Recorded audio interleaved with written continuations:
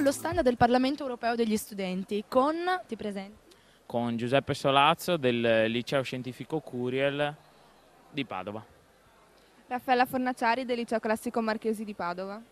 Allora, di cosa si tratta e in cosa consiste questo progetto, se puoi spiegarcelo? Il progetto è una libera associazione di un centinaio di studenti del Veneto e del Friuli Venezia Giulia che si impegna a sensibilizzare, ad informare le persone su quanto riguarda la cittadinanza e i diritti umani. Soprattutto noi ci focalizziamo sugli studenti da 15 a 25 anni, quindi parliamo di studenti secondari superiori e di universitari. E quali sono le finalità di questo progetto? Che cosa vi prefiggete? Quali sono gli obiettivi? Le modalità operative anche e come vengono sviluppate all'interno della scuola, dell'istituto scolastico?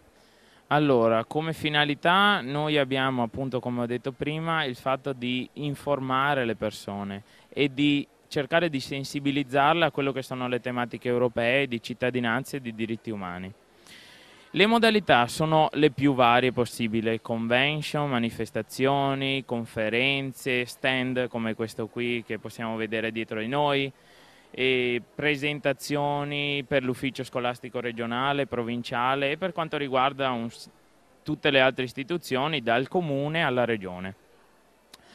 Poi lavoriamo all'interno della scuola con dei laboratori permanenti che durano tutto l'anno e si incontrano settimanalmente o bisettimanalmente, e nei quali approfondiamo in due livelli, uno a livello del laboratoriale e uno a livello di commissione, quello che fa a livello di commissione l'Europa e quello che si può fare per i diritti umani nello specifico, quindi prendiamo un tema e lo approfondiamo.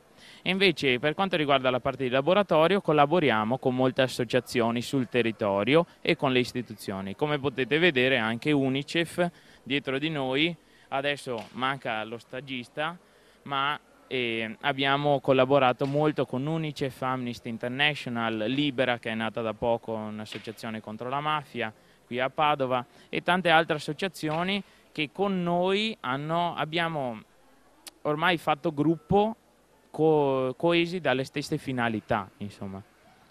Con gli stessi obiettivi, quindi. Grazie, ti ringraziamo, buona continuazione e buon lavoro.